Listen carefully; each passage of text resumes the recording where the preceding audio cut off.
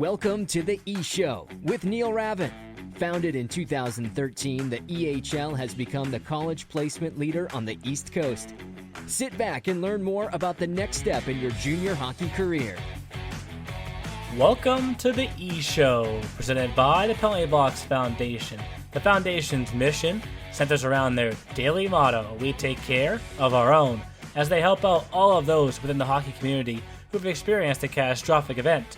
Learn more at penaltyboxfoundation.org. What's up? My name is Neil Ravin, and this is episode number 89 of the E-Show. On this week's episode, we preview the upcoming 2021-22 season. Lauren Smith and Anthony Depaulo officially joined the podcast, and we start with a rundown of training camp and this year's preseason. We then get to everyone's favorite segment with a fresh start to the Ecru Fantasy Challenge. Finally, we wrap things up by previewing what to watch for during the opening weekend, including a rematch of the EHL Championship game from this past March. Welcome back to the E-Show. Let's bring in the E-Crew, and it's finally a full edition of the podcast. I'm going to introduce each one of them to you. Coming back for his third season, or 2.5, is it, Jeff? Jeff Mills coming on here. Is this 2.5 technically? This is 2.5. I mean, for the league itself, back to 2014 as far as calling games, but on the podcast, I think it's 2.5 because we started in January of 2019. Yes, we did. A decade ago, basically. Yeah, let's say 10, 20 years ago. 2019. And then joining the podcast for the very first time, I'll first introduce Lauren Smith, our new Rinkside reporter. Lauren, are you excited? I've been looking forward to this. I've had this marked down in my calendar for quite a while now. And coming on the podcast for the first time, but he's been in the league for a while as well. Like Jeff, it's Anthony Depaulo, our beat writer for the year. Welcome to the E-Show, Anthony. Thank you, Neil. Yes, this is my 5th season working with the New Jersey 87s, and now I have the honor of being the beat writer for the Eastern Hockey League. It's been nearly 6 months since the Frozen Finals ended, so I can't believe that tomorrow's the start of the season. I'm just really excited for this. And we're going to post more video content from the podcast this year, kind of like Spittin' Chicklets does. And why I say that is because we're all on video right now, and there's someone that isn't on video right now, but his name has been dropped in this podcast throughout the first 88 episodes, right, Jeff? I think we've probably... The executive producer. I think we've probably dropped Justin Squitieri's name too many times. Justin, the voice of God, can you just say hello because we can't see you? Hello all. You will not hear me very much. There he is, Mr. EP himself, Mr. Justin Squitieri. It only took us 89 episodes for him to come on. It only took us 89 episodes. Hey, it's not triple digits, Neil. 89. Yes. I mean, what's the rhyme, Justin? But like we said, he's jumping on. He's going to kind of hang out on the podcast all year. We'll probably jump in when we get a fact wrong. That'll be the perfect time for that. We get a fact wrong if we're talking about playing games, if we're talking about hat trick points. Those are all. Don't talk about playing games. Oh man, Jeff, we already got them. And hat trick points. And hat trick points, like we're gonna get to fantasy later on. But we do this every podcast, though, right? Because we want to talk about fantasy now. I want to talk about fantasy now because I am rattled already that like every guy that I picked, you guys picked. Oops. But we'll get to that. Let's start with the weekly rundown. It's time for the E-Crew's Weekly Rundown. The E-Show Weekly Rundown is brought to you by the Junior Hockey Podcast, your home for junior hockey news, knowledge, and nonsense. Check them out at tjhpodcast.com. And the weekly rundown, formerly known as Around the E-Show for those that tuned in last year, is typically a chance for us to look back at the week that was, the week that took place. And obviously the week that took place, there wasn't really a week that took place. So our season is obviously starting tomorrow. And there's so many different games and matchups to watch out for. I find it funny how opening weekend, we're going to start looking down south. Jeff will remember this because he was on at the end of the year. In the playoffs, we had Maryland take on the Rough Riders. Yes. In that first round. Yep. You remember who the only person was to pick against Maryland in that playoff series? Was it me? You're talking to him right now. It was Neil. Oh, that's right. And I actually remember this. It was Murray Gunty, the owner of Team Maryland, right? That called you out on Instagram. I called him on the phone, and it was probably a month after the season. Who knows what we were supposed to be talking about? Because he answered the phone with, "Did you call me to apologize?" And I said, "What? I don't know what I did. What? What do I have to apologize for?" And he said, "For being the only idiot that didn't pick my team." But what makes it unique is the Rough Riders were undefeated against Team Maryland in the regular season last year. Anthony, you saw the Rough Riders a lot. Are they Jekyll and Hyde, or was that just kind of the trend last year? I felt like they went from awesome game to not an awesome game, back and forth all year long. Well, I saw it firsthand when the Rough Riders would face the 87s, because there were times where the Rough Riders would be able to get a win against the 87s, but then in other games, the 87s would win like 9-0, 8-1, just these like really one-sided high-scoring games. But I'm also going to reference the previous beat writer, Kyle McKenna, who said it best, and I fully agree with, where Team Maryland is a team that was built for the playoffs, where Josh Fusco has a very like meat and potatoes, just grinded out kind of play style where all the players buy into it, even their top player, Dennis Archipenko, where they block shots, they take the body, and it's just meant for the postseason. And even though a team might be undefeated against one team in the regular season, we've seen it at all levels where that can just get tossed out the window. Yeah. So Maryland was able to do that and advance past the Rough Riders. I was actually just going to say that too, Neil. We should have looked at that and been like, well, every dog has their day, right? If you won the regular season series, then maybe the playoffs comes around and you might not have the same luck because that team's seen you quite a bit of times during the regular season. But I think if you look back at the schedule, I think the Rough Riders went to Maryland back-to-back weekends there too. It was like last weekend of the regular season and then the first weekend of the playoffs. And I'm going to knock on wood as I say this. It was because all of those like quarantine restrictions were in place last year. Yep. In the middle of that week in between, restrictions were made easier, if you will, I guess you could say, for the Rough Riders, because the first week they had to play in Delaware, because if they had played in Maryland, they would not have been able to stay in the state of Maryland because of the 24-hour rule that Connecticut had in place. So thinking back on it, like, I probably should have picked Maryland because that's a lot of travel for one team to go back to back, right? Right. Yeah. But I had to be contrarian and pick the other team because the rest of you all picked the same guy. I was gonna say, I think that was maybe our fault for me, Brittany, Kyle's, all of our picks were what they were, and you were trying to go different, which is good. We try to stir the pot, right? We did that well last year. We're going to try to continue to do that this year because a lot of coaches and a lot of players liked everything we said, and the minute we post stuff, bam, you get immediate reactions, good, bad, in the middle. And that's what we want. We're talking about the league, and we put the league on the map, and we're doing a heck of a job, and we got to keep going. And what are you going to say, Anthony? No, I was going to say, you guys are talking about COVID restrictions. I think the other thing to note about Team Maryland is that they didn't get to play a single game at Piney Orchard Arena last season. They got to play until home the playoffs. Until the playoffs. Yes. Good point, Anthony. I think they still got to play in Maryland, but that state went county by county with their restrictions. So each county had their own set of rules.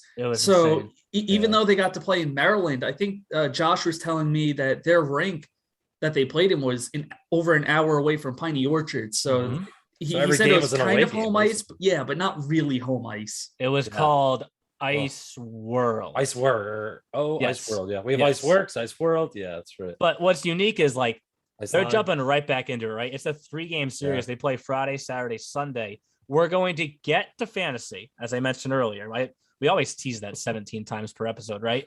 But when all the rosters come in, like, it's obviously like an influx to our inboxes, myself and Justin. Justin, you can hear me. But we always post them, and then I look quickly to see like what pops out. With the Rough Riders this year, for the goaltenders, they don't have a single age-out goaltender. They have 2 02s and an 03. I said we're going to get to fantasy, but Lauren, you picked a goalie who I'm going to put you on the spot right now. I don't even know how to begin pronouncing this last name. Yeah, you gave me a contact to reach out to from the team, and it was interesting. I was not expecting such a quick response, but I'm definitely grateful for it. And I was honestly looking at his name too. Couldn't have told you how you were supposed to pronounce it, but I think it kind of fits once I listened to it. His name is Daniel Nowarowitz, is how he said it. Because literally the Nowarowitz, contact you gave me, he sent me an audio file of Daniel actually saying it. So it's 100% correct because he said it. So it's Daniel Nowarowitz, and I'm taking a chance on him. I think he could be a bit of a dark horse. Who knows? So we're gonna guess that contact was Mr. Steve Brown, assistant Yes. coach for the so Connecticut Rough Riders. Stephen Brownie, we Brown, love you. he's a lot like me, where I think we have comparable OCD, right? Yeah. I think that's a fair statement, right? I can see that. Yep. You know what I hate is like when I texted you to text Steven, I had then started texting, he's going to send you an audio file. You're not going to believe me. I had started texting that and I forgot to hit send in the text box. You know when you do that? I do that all the time. Yep. I don't know why. I mean, ask Vicky. She's like, why didn't you text me back? I'm like, well, it's in the text box. She goes, I don't believe you. But it happens to me a lot for some reason. I have a lot going on in my head. Yes, you do. And in your life and in your phone and then everywhere else. 3 games, obviously, to watch this weekend between those two teams who, I mean, I think we could all go out on a limb here and say all 3 games could be very close. That's not the only matchups of the weekend, though. There's obviously a bunch of other ones that really stand out. Funny how that was one first-round matchup from last year, Maryland Rough Riders in the playoffs. The other was the Ducks in the Apple Corps. They also played in the first round last year, and they have a home-and-home series to start this year. And kind of a late offseason addition, if you will, for the Apple Corps is Jackson Bernard. I know if Kyle was here, he'd be screaming around. He loved Bernard last year. And I think it has something to do with the fact that Bernard obviously is an age out this year. I have to check it with Mike Lazazar. I think he's kind of just deferred his commitment till next year at Augsburg. But Bernard, I mean, Anthony, you can kind of attest to this. I think he was like an underrated goalie because of the shots that he saw every game. Is that a fair statement? Yeah. I mean, anytime that Bernard came up against the 87s, there's a phrase where if you say something enough times, it just doesn't make sense in your head. I think it's phonetic satiation, where that was basically the case with Jackson Bernard, because I was saying his name over and over again because he was making these ridiculous saves against the 87s players who, Adam Hooley's style of play is very, offensive, attack heavy. And, he kept Apple Corps in the game. So I think coming back for another year in the EHL, he can really lead this Apple Corps team and do some damage. Yeah, he's a very good goal. I mean, we talked about it in the offseason podcast, right? Neil, we went through Jackson Bernard when we were making these the all E-show lineup, all-time lineup teams. And we went through Bernard's numbers and we were both like astonished. I mean, we remembered from last year when we did the podcast, but he was making 50 plus saves some games. I remember one of the games he had 65 saves. Like, I mean, that's unbelievable. The defense has to get a little stronger in front of him. I'm sure Coach Lazazaro would agree with that point. But I believe Mettler's coming back, so that could be a good key piece. James Mettler, he's another good one. So I mean, just Bernard's someone to watch for, though. Listen to some of these totals down the stretch: 49, 47, 65, 48, 43, 36, 31, 65. 46, 46. I mean, in that playoff series, I think that's what stands out to me is the playoff series with the Ducks was 1-0 game 1, right? Yep. And then it was 2-1 in overtime game 2. So we talked about this at length last year. It's a sweep for the Ducks, right? A 2-game to none sweep. Yeah. But those are toss-ups at the end of the day. When you look back at how close the matchups were, they could have gone either way. Oh, for sure. 31 saves was his lightest day of work. That's usually a higher amount of work for most goaltenders. And we did put him on the all-time lineup. We put him with Blake Wojtala, Tim Sestak, and Jackson Bernard. So we had to. The guys in front of him for goaltenders each won goalie of the year awards in their respective conferences in college. So maybe there's a little future there for Jackson Bernard. But obviously, we're going to get to our what to watch for, and we're probably going to talk about this game again there. I think that we cannot not talk about the game of opening weekend. Jeff, you know what I'm talking about. I think I do. What in is the EHL? What is it? The Avalanche and Rangers always play at the Oh, beginning of every year. they do. We We were on won't the call for, was that last year? We were We on the did it up call at the last ice year. den? That's Yes. right. With their I masks on. don't and know that if I'm was calling great. Sunday's game. I think Tyler may be calling Sunday's game. Oh. Taking a little step back. I got to rest the voice this year. Yep. I almost lost my voice in the finals last year. I don't know why. But we had fun. I mean, yeah, we did. We did. But with these two teams, they always play very early on in the year. For those that are asking why it's not the first game of the season, I will answer the question very quickly. That's because Rich DiCaprio, the head coach of the Rangers, is suspended for the first game for a penalty that he got at the end of last year. So it was so like funny how they like scheduled it. They were like, well, why don't we both play the Spartans first and then we play each other second, right? So if you look at the schedule, Friday is Spartans Rangers, Saturday is Spartans Avalanche, Sunday is Avalanche Rangers. So I don't know if Brett Trotter volunteered himself with the Seacoast Spartans. Kind of risky, if you will. I don't know. Not Yeah, fun, but if he's you will. bold. They played really well down the stretch. I could see Trider being bold and wanted to You know what? jump right in. You got to restarty the Sparty party. Yeah, the Sparty party. There we go, Anthony. The I like Sparty that. party that loved had that a last year. 3-week training camp up at J Peak, which Lauren, I had to look on the map. Where is that? Like, Honestly, I unfortunately couldn't tell you. I've heard of it plenty of times. I've heard it's quite nice, but I have never been myself, so I probably wouldn't be able to tell you where it is, unfortunately. I've heard of it. It's like, I want to say it's like an hour north of Burlington. Like, Okay. Oh, That's pretty close to the border then, because Burlington's pretty close to the Canadian border up there anyway, so. yeah. and we're going to cover how the Lumberjacks are like your favorite team already. I mean, everyone has their favorite team in this podcast, right? Anthony's got the 87s. Everyone knows that. Jeff, you don't have any Walpole gear yet, but neither does Justin, yeah. and he works for them full time. True. but But, you know, Lauren, me and Coach Holmstrom are we've developed a good friendship the last year or two calling games to them. So I'm going to talk to Josh, see what I can get, from the office. We'll see. yes, Lauren's will probably be Vermont. Has to Hey, be. you never know. It might be my hometown team, but hey, you never know. I could end up liking a completely different team. If you've heard about my NHL favoritisms, you'd be very like confused. So who Lauren knows? does love red, and the Vermont Lumberjacks have red in their jerseys. Yes, Those flannel jerseys. Woo. can see Those that. are I pretty sweet. almost put it on this week, but I decided to be focused on the league this week instead of my Lumberjacks jersey or my Wizards jersey. I have a lot of teams though. I mean, I got really on, as Jeff was on the red train last year, I was really into the blue train. Blue train. Yes, you were. The Railers, which reports from camp are the Railers are going to be really good this year. Got that text from multiple people at their camp, which is their coaches, which is great to feel confident, right? But Well, me, Lauren, and Justin were looking at them a little bit because we were talking about trying to pick some people from the Railers for fantasy. Unfortunately, I only play one game in the first week, but I did see Tyler Drummond's coming back on defense. Yes. That's a very big piece. He could be up there for defenseman of the year, probably early on. let's talk about that scheduling for a second, because I always find that rather unique. We used to start, the weekend after Labor Day, we would say, you guys can start now. And I remember one year we started on like September 7th or something like that. And then we've kind of pushed it back. I remember last year, it was kind of a selfish reason for me to push it after September 12th when I got married. So, but the guys all were in favor of it, right?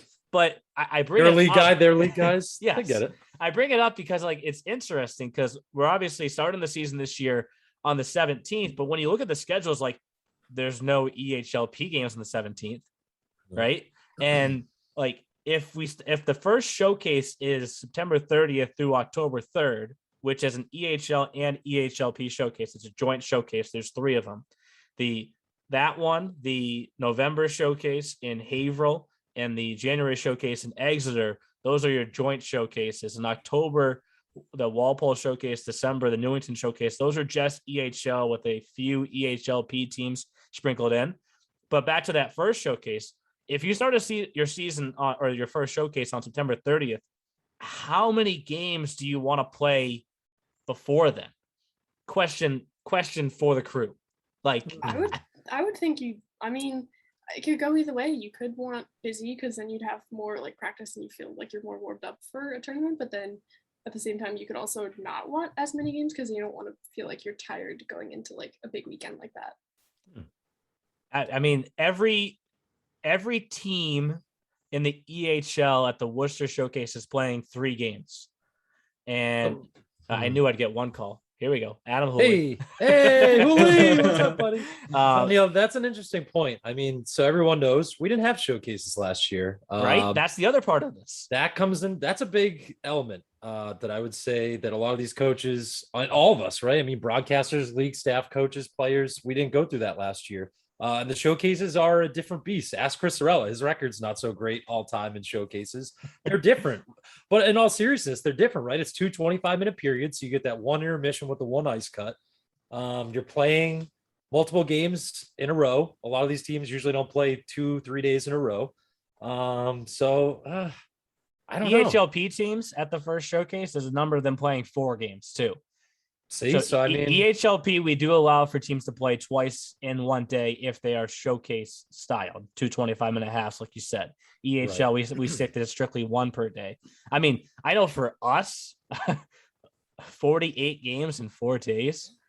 I told you, I signed my hockey TV contract the other day. I'm doing 13 in 4 days. So dude, bring me a pillow. like let's go, baby. Let's go. I'm pumped. Energy drinks. Oh, BioSteel. We'll get to those plugs, right? Honestly, it doesn't have like the energy supplements in it, but it helps me feel energized. Maybe it's just mentally, right? The amino acids, Neil, those actually do have some like energy lifting. Really? Yes, they do. Okay, I believe you. There's just no stimulants in it. There's no caffeine. There's no L-arginine, that kind of stuff that gives you, real boost. But does it have the electrolytes though? Yeah, well, it's a hydration formula, so it has all the good stuff. It just doesn't have the sugar like the Gatorades and the Powerades and that kind of stuff. So this is like a real hydration and health drink. It's delicious. But like I noticed it last year with the 87's EHLP team. Every time they went to a showcase, I had to move them further down the power rankings afterwards. You may have noticed that too, Anthony, because they struggled in showcases. Well, yeah, you want to know why? Because you schedule them to play a game right after they have to make a 4-hour bus drive to Boston. You hear the Neil. You did this, Neil. There's one I remember. We went to Chelmsford, right? And the 87's P team had 2 games that day. The first one, right off the bus, had to go play against the Boston Junior Rangers, 8-1 loss. Then later that night, thanks, Neil. Jeez. I can hear Maddie Kiernan now. Oh my God! Later that night, they played against the New Hampshire Avalanche, the other best P team, and it was a 2-1 game. The 87's took them into overtime. So Anthony's got a point, Neil. I don't know. No, so once the 87's were able to get rest, they were able to go toe to toe with the New Hampshire Avalanche, a team that was very comparable to the Boston Junior Rangers. So you hate to make excuses, but their legs were like spaghetti. Coming off I think it's a valid thing where not just the 87's, but Team Maryland, Philadelphia, where you have to make these drives all the way up to these New England states. Yep. And if you're playing right off the bat, you're kind of at a disadvantage against teams like the Boston Junior Rangers or the New Hampshire Avalanche, where it's a 25-minute drive right to the arena and you're ready to go. Right. I have to defend myself now, right? Do I get a chance to make no. my idea? Hey, unless you want to bring some showcases down to Jersey Shore Arena or Ice Road Skating Complex. Was that a the floor is yours, Neil. Was that a plug given to you by Matt and Adam? No, I mean, I'm personally, I'd love to see a showcase in one of those arenas. Me too. First off, the challenge of scheduling, to defend myself, is finding the balance for when you have to play 2 games in one day, obviously, because you have to have enough time in between. Finding a balance for teams like Maryland to get there, right? But the biggest selling point that whenever I go on the road with this to present for the league, unreal PowerPoint that Justin made too. We'll have to figure out a way to get that one out there. But there's a map that I always show of our footprint, and I always point out that what's crazy about the sport of hockey and particular college hockey is they're trying to grow it across the country. That's why you see teams like Arizona State coming around and stuff like that. And those teams are actually getting better. But college hockey still, whether it's Division 1, 2, or 3, is predominantly a Northeast sport still. And we're fortunate that, crazy stat, 70% of college hockey programs combined, D1, D2, D3, most of our kids go D2, D3. Everyone knows that. But 70% of Division 1, 2, and 3 hockey schools fall in our footprint, right inside the map. Yes. 70%. But the higher majority of those are in the state of Massachusetts. Look at just Mass on its own. Mass is loaded with hockey. And sure it's like, and you can't put much more into the state, right? But that's why the showcases have stayed up here, because you see the most colleges like that. That's why in a 4-day span in October, we play 3 college teams, right? So I will say you've done a great job. The hat you're wearing, the CCM showcase, right? That's all the way out in Colorado. Look at the 2 goalies from Connecticut. They're both from Colorado. Did you notice that? Yes. Nowarowitz and Mr. Junkin are both from Colorado. Yes. I mean, my favorite question on the road is, where is the Eastern Hockey League located? And I have to be polite, right? I can't get that question all the time. Where's the headquarters? My house. Where is it located? I was like, it's up north. It's in the Northeast. But like, Hampstead, New Hampshire. Because it's in the name.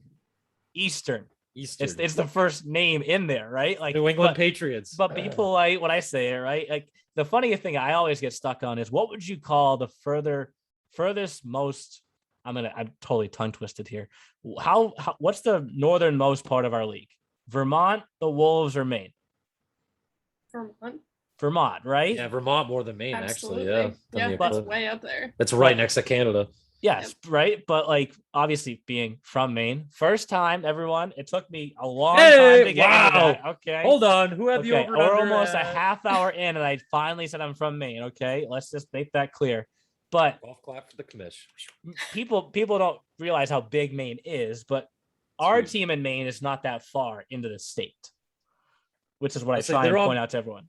They're on the southern border. What town? They're in Biddeford? They're in Biddeford. They're just an hour in, right? But the funniest question ever was, does the team in Maine have electricity? I was like, no, they actually play glow-in-the-dark hockey there. What? Like what?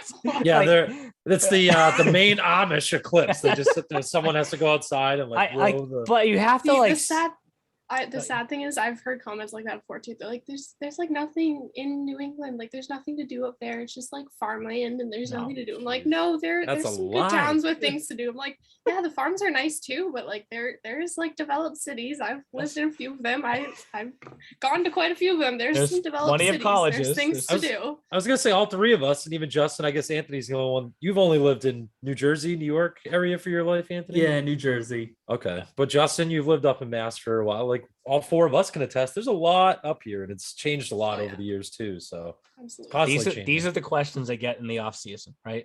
But it's not the off season anymore. Here, baby. It's not the off season anymore. As you said in the group text, Jeff, it's time to put the golf clubs away. Almost.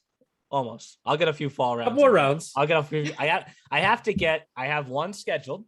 Maybe I can sneak out to one with you. Yes, we've got to make that happen. We still didn't get to do it this summer. I have one scheduled on the 22nd. That gets me to 64, which means I have to make 6 other rounds happen before the year ends to tie last year's total. Which Vicky did say, like, why does it even matter? And I said, I like symmetry, as you know, Jeff. Yes. If I got 70 last year, I have to get 70 this year. It's just that simple. Has to tie or be broken. Records are made to be broken, so it's got to be one of the other. Speaking of symmetry, not that I think any of our lineups are very symmetrical this week. Let's get to the favorite section of the podcast, the Ecru Fantasy Challenge. It's time for the Ecru Fantasy Challenge. And the Ecru Fantasy Challenge is presented by BioSteel, the sports drink of the EHL. Use the promo code ESHOW, that's ESHOW, for 25% off when you check out at biosteel.com. I can go in depth now as to why I am just rattled. Obviously, I picked last because I won last year. Humble brag. Jeff won the year before, though. So we had Lauren pick first, then Anthony, then Jeff, then myself. As the year progresses, whoever performs the worst in a certain week will go first the next week. So you could perform the worst, but still be in first place So it's kind of, that's the way we balance things out. But like every forward I had circled, you guys took. Like, I guess we did our homework, Commish. Yep. that's Took me a couple hours. You kept It did. one's on the clock. Lauren is still on the clock. Oh, I know. I'm trying to get through like 400 plus guys to see which ones I want. Right?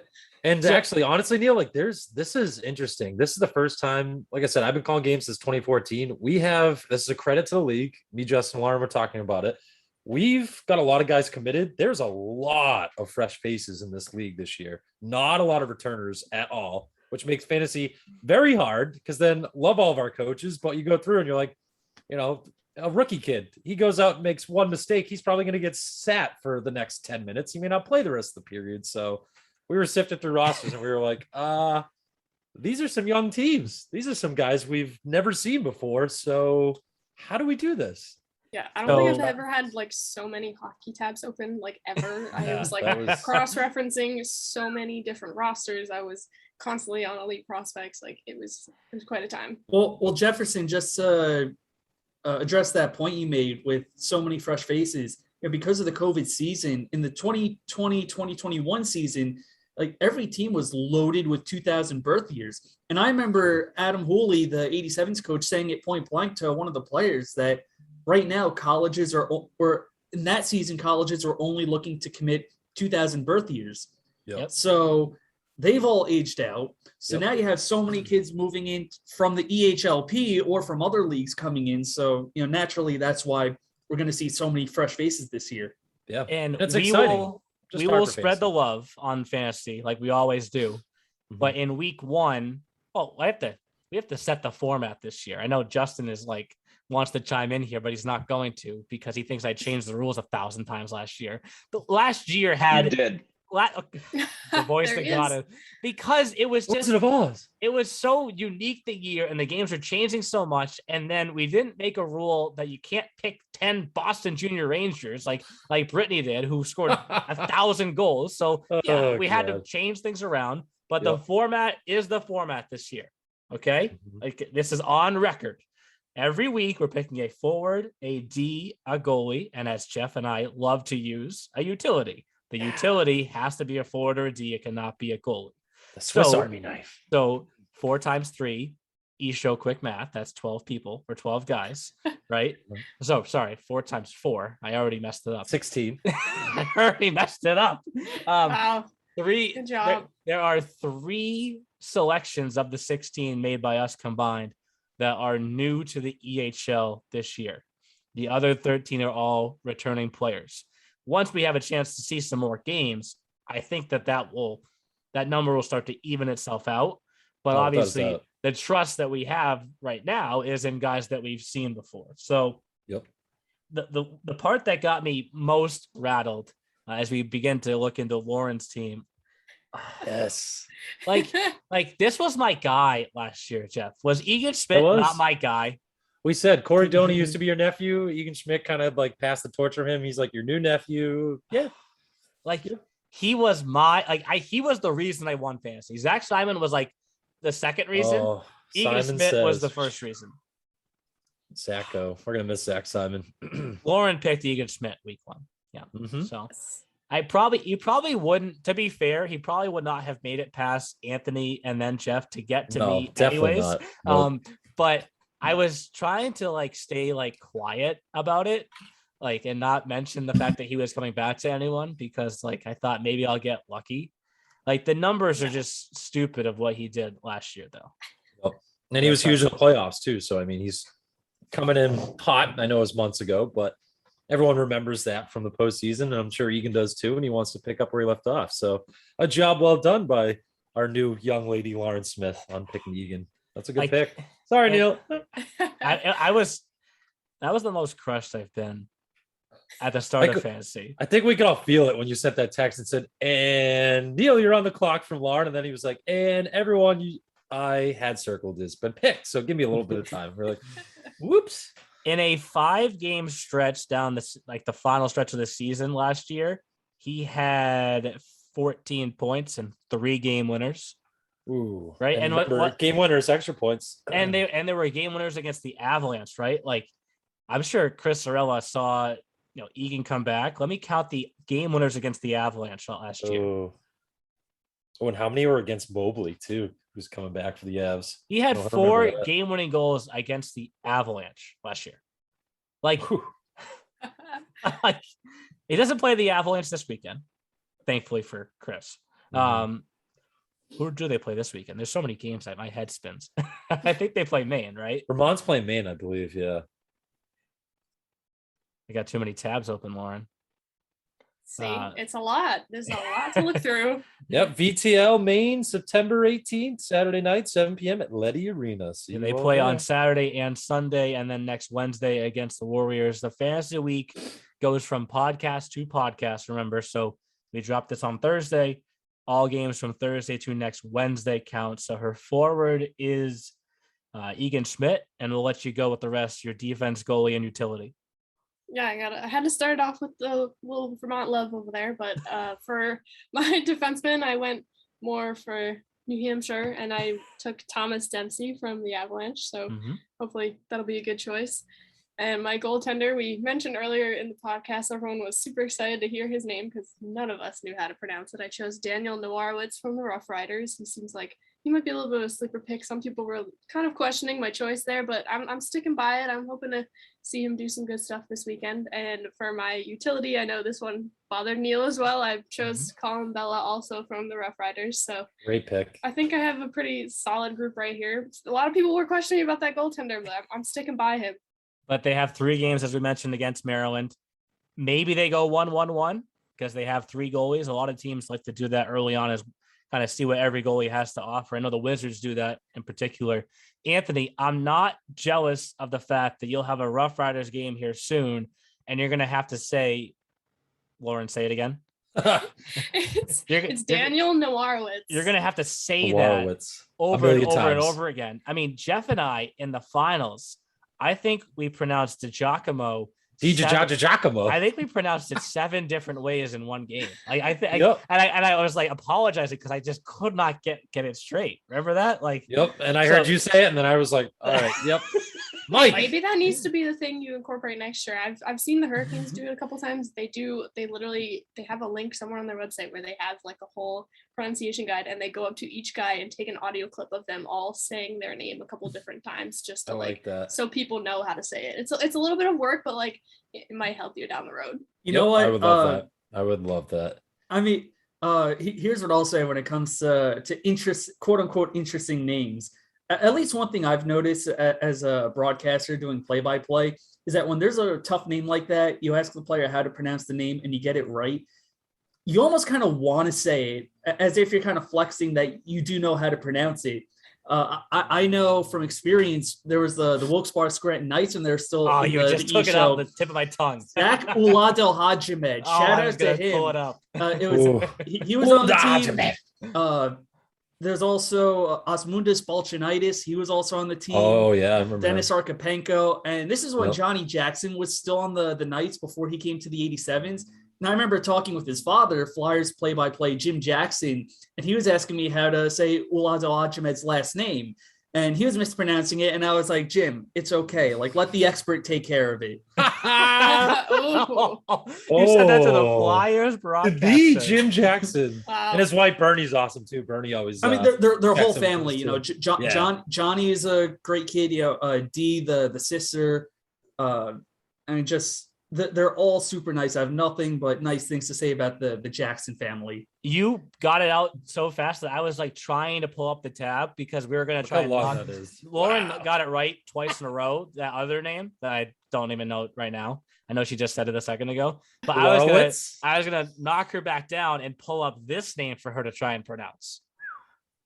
That's the one that he just said. I don't know why this is easier than fit on the back of the jersey. Like that's a lot of letters. It does this, Lauren. It does the like art. It looks like the sun. Where it's like, yes. So I think that year in the what year was Wilkes-Barre in the finals? 2018-19? 29. That was the last one. Yeah, 2018-19. I think Jeff and I called him Zach O all Zach finals. Yep. Because we didn't have a chance to get it out as fast.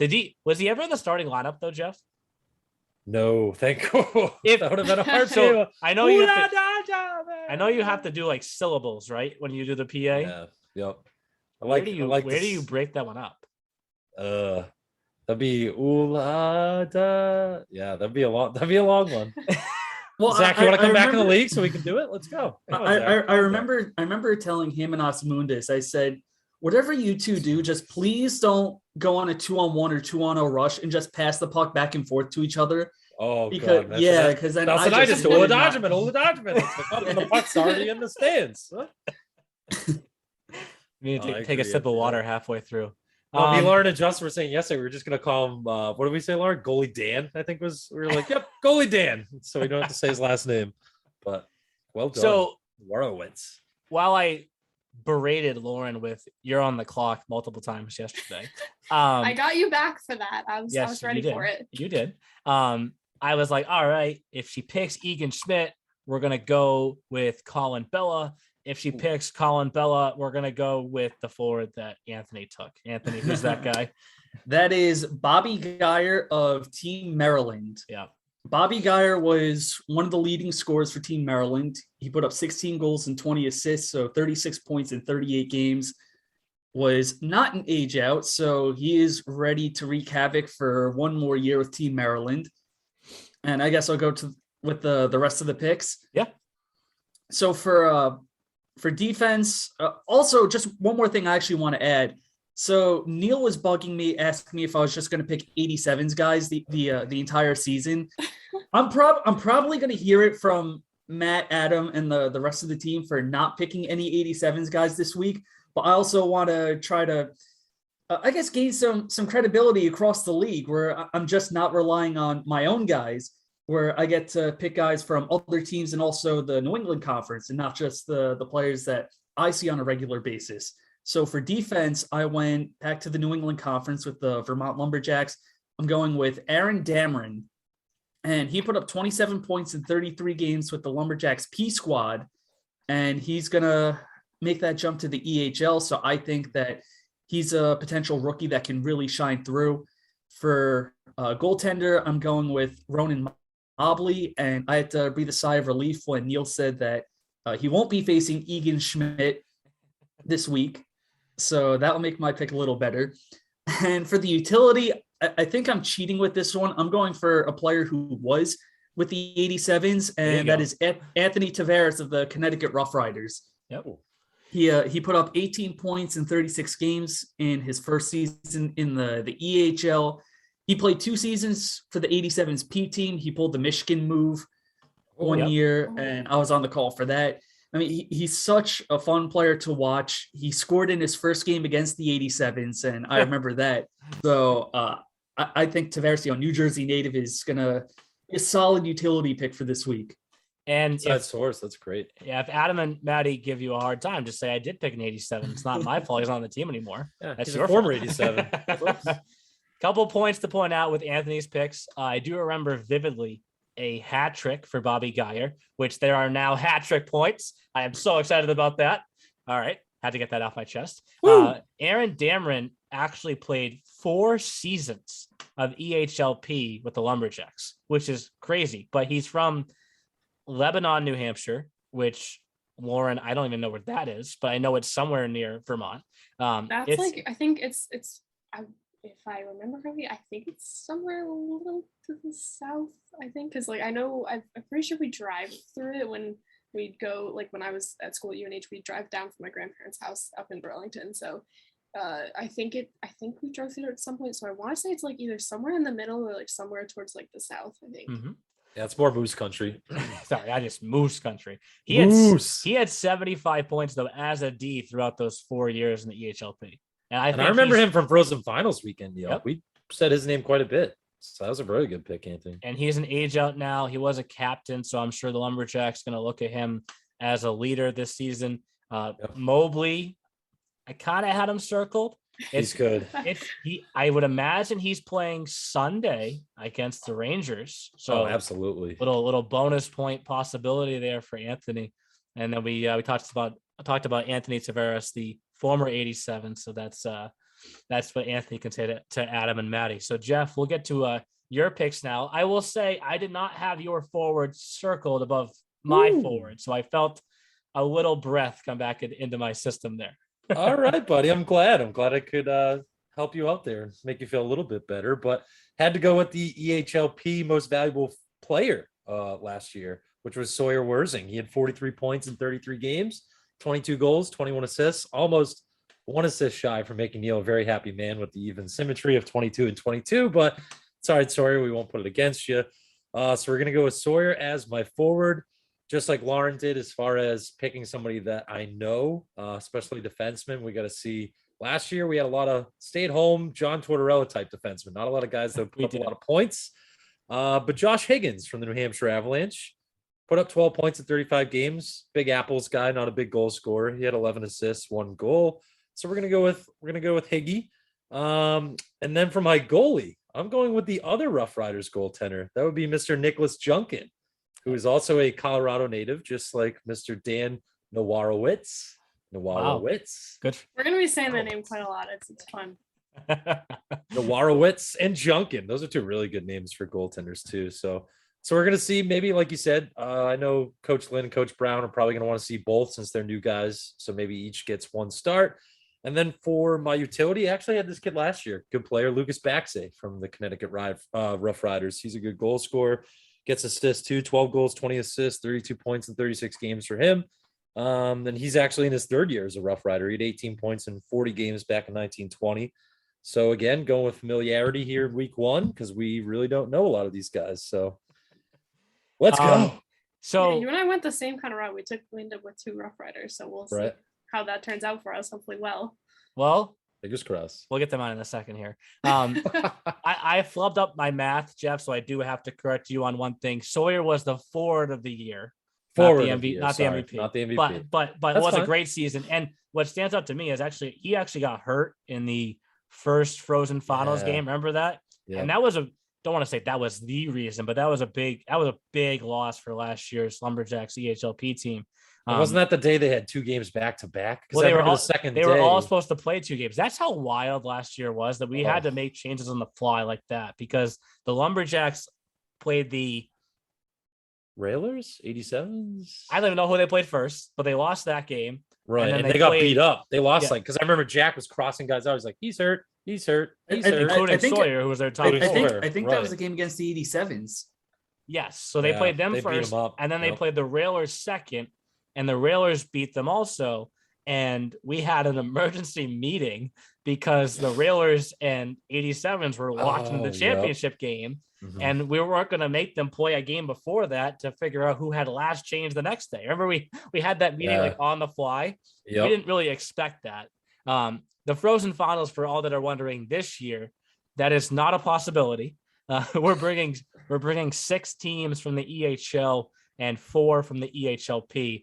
So as I speak to the voice of God, as he types in the chat, we're playing a whole NHL season. The Frozen Finals will have never been as jam-packed as they will be this year. But that's all we're talking about Frozen Finals for now, because that is months away. That is months away from now.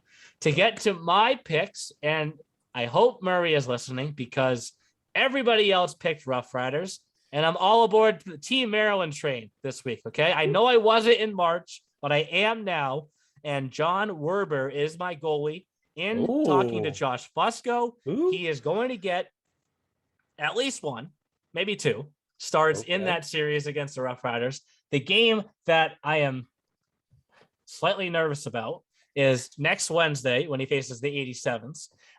But we'll get to that game after we get to the first 3 games done. Coach Fusco did say to me that he feels he's as strong a goaltender as he's ever had in Maryland, and compared him to the best goalie he ever had in Wilkes-Barre, Thomas Walker. So I'm going right there in goal this week. At forward, the Wolves are going to give me a hard time, because I'm going to say that he was my great pick. He was my 4th option, but he is a great option. Yeah, and I was kind of sad when I saw it. So I was like, oh, oops. He actually was on our all-time EHLP to EHL lineup. He was one of a few guys that we selected that is coming up to play, or actually came up last year to play in the EHL. So that's still active, and that's Rickard Jelensky's. I am fired up about having him on my lineup this week. He is dynamite. I mean, we'll have to see how it compares to when he played with Sergei Anisimov and Donnie Feldman last year, because that line was kind of on another level. And obviously Anisimov and Feldman are both aged out into college now. But I feel pretty good about that selection at forward this week. On defense, I was on this train for a while last year. Another defenseman that doesn't put up a ton of points, but I love the way this kid plays. He's steady. He's wearing the C this year for the Seacoast Spartans, and that's Michael O'Brien. And then my utility, Anthony kind of mentioned this earlier, the majority of last year's commitments were all age-out players. This kind of was just the nature of the season that we were in. But one of the few non-age-out players that did get committed was Tyler Ebeling from the Pro Tech Junior Ducks, who's already set to go to the Milwaukee School of Engineering. And then talking to Terry Watt a little bit this offseason, Tyler's going to play forward and defense just like he did last year. So, hey, excellent. I said to Terry, hey, week 1, if he has a shift on forward, just keep him out there. Next shift defense. He's not tired. He's not tired. No rest. So I think he was a Kyle favorite last year. I remember. Oh, he was definitely a Kyle favorite. He was definitely a quack. Favorite. So just to recap our picks so you can hear them all at once, Lauren's team is Egan Schmidt, Thomas Dempsey, Daniel Nowarowitz. Did I say it right? You did it. It's actually the first time I said it. See, we're getting it. Everyone just say it 5 times before bed, all right? And Colin Bella, Anthony's team, Bobby Geyer, Aaron Dameron, Ronan Mobley, and Anthony Tavares. Jeff's team, Sawyer Worsing, Josh Higgins, Nicholas Junkin, and Lucas Baxter.